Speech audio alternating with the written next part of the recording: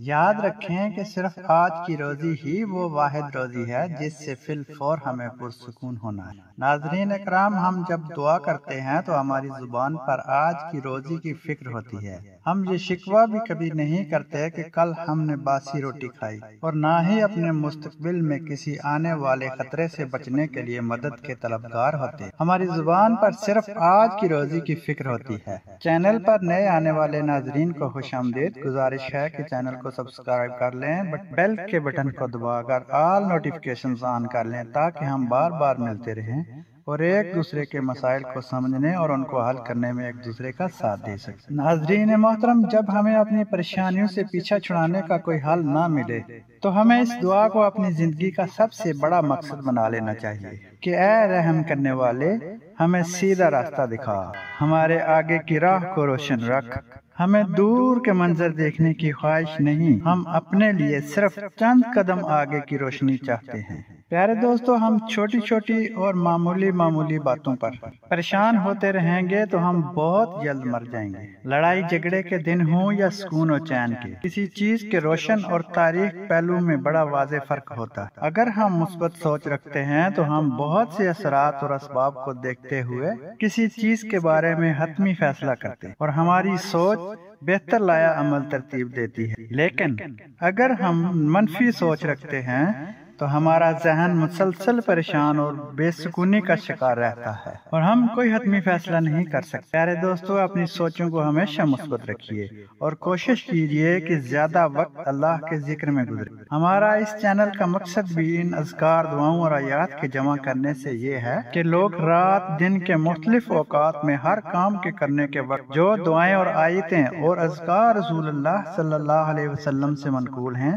وہ پڑھا کریں، تاکہ اللہ جل شانہ کی یاد شب و روز کے کاموں اور مشغلوں میں مصروف رہنے کے باوجود تازہ رہیں۔ سردار دو جہاں محمد مصطفیٰ صلی اللہ علیہ وسلم کا اسوہ حسنہ بھی یہی ہے۔ حدیث شریف میں آتا ہے کہ رسول اللہ صلی اللہ علیہ وسلم تمام اوقات میں اللہ کا ذکر کیا کرتے تھے۔ جو دعائیں اور اذکار قرآن عظیم میں مذکور ہیں وہ تو اللہ جل شانہ کا مقدس کلام ہے ہی، لیکن جو دعائیں اور اذکار احادیث میں وارد ہوئی ہیں وہ بظاہر تو رسول اللہ صلی اللہ علیہ وسلم کی زبان مبارک سے نکلے ہوئے کلمات ہیں، لیکن در حقیقت وہ بھی اللہ تعالیٰ کی وحی کے ذریعے ہی آپ کی زبان مقدس سے ادا ہوئے ہیں۔ اس لیے کہ رسول اللہ صلی اللہ علیہ وسلم کی زبان مبارک کے متعلق قرآن کریم کی شہادت بھی یہی ہے کہ آپ اپنی خواہش سے کچھ نہیں بولتے، وہ جو بھی زبان سے کہتے ہیں وہ وہی ہے جو ان کے پاس بھیجی جاتی ہے۔ لہٰذا اللہ جل شانہ کے مقدس کلام میں اور رسول اللہ صلی اللہ علیہ وسلم کی زبان وحی ترجمان سے نکلی ہوئی دعاؤں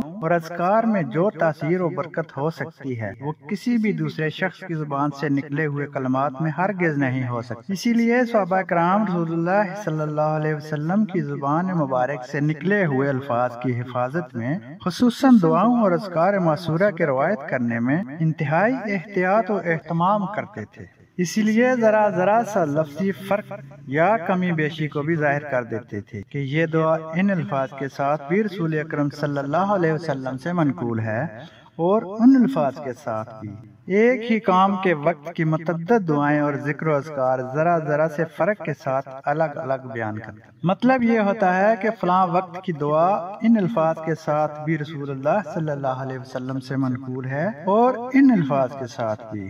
پڑھنے والے کو اختیار ہے کہ چاہے ان الفاظ کے ساتھ پڑھ لے یا ان الفاظ کے ساتھ پڑھ لے، یا کبھی ایک طریقہ سے پڑھ لے اور کبھی دوسرے طریقہ سے۔ یہ بات بھی مسلم ہے کہ جو ذکر یا دعا دل سے نکلتی ہے بہت جلد اللہ کے ہاں قبول ہوتی ہے، اور دل سے نکلنے کے لیے ضروری ہے کہ دعا مانگنے والے اور ذکر کرنے والے کو یہ معلوم ہو کہ وہ اللہ تعالیٰ سے کیا مانگ رہا ہے۔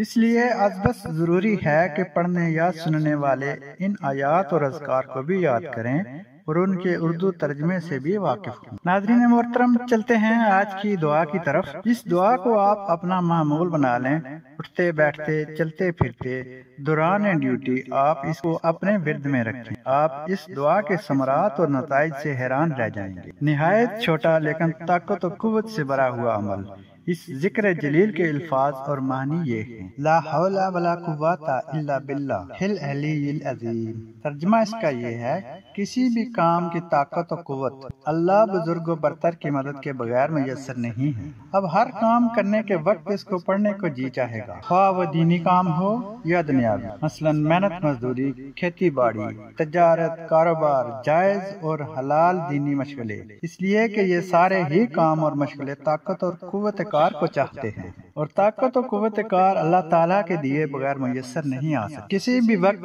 وضو بے وضو آپ اس کو پڑھ سکتے ہیں۔ پوری آیت کریمہ دعا یا ذکر کا مطلب سمجھ کر پوری قلبی توجہ اور خیال کے ساتھ پڑھیں تاکہ بارگاہ الہی میں قبول ہو، اور اس کے اثرات و برکات اس طرح حاصل ہوں کہ پڑھنے والے کو محسوس ہو کہ میری فلاں دعا قبول ہوئی ہے اور یہ فلاں ذکر کا اثر ہے، اور اس پر اللہ تعالیٰ کا شکر ادا کریں۔ امید ہے آپ کو ویڈیو پسند آئی ہوگی۔